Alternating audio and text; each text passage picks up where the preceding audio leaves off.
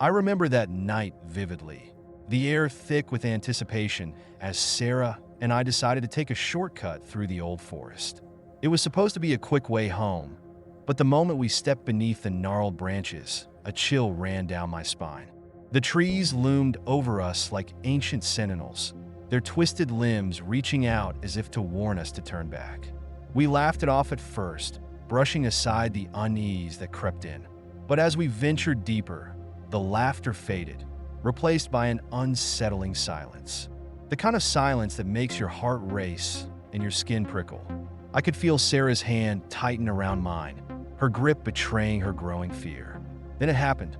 A rustle in the underbrush, a whisper that seemed to echo from the shadows. I turned, but there was nothing there, just the darkness swallowing everything whole. "Did you hear that?" Sarah asked, her voice barely above a whisper. I nodded, trying to mask my own dread. We pressed on, but the forest felt alive, watching us waiting. The trees seemed to shift, their shapes distorting in the corner of my eye. I could sense something lurking just beyond our sight, something that didn't belong in this world. My heart pounded in my chest as we stumbled upon an old, crumbling cabin. Its windows were dark, like empty eyes staring back at us. "Let's just take a look," I suggested, trying to sound brave. But as we approached, the door creaked open on its own, revealing a darkness that felt almost sentient.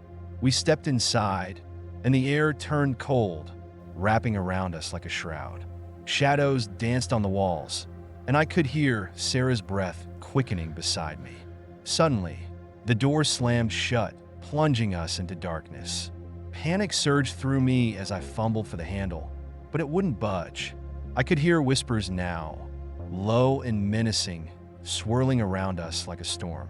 "Mark, I can't breathe," Sarah gasped, her voice trembling. I turned to her, my heart sinking as I saw the terror in her eyes. I reached for her, but the shadows closed in, wrapping around us, suffocating. I could feel the weight of the forest pressing down, the whispers growing louder, more insistent. It was as if the very essence of fear had come alive, feeding on our panic. In that moment, I realized we were not alone.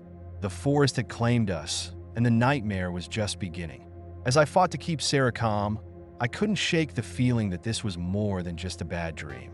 What if nightmares were not just figments of our imagination, but a glimpse into something far darker? What if they were a warning, a reminder that some places hold secrets we are not meant to uncover?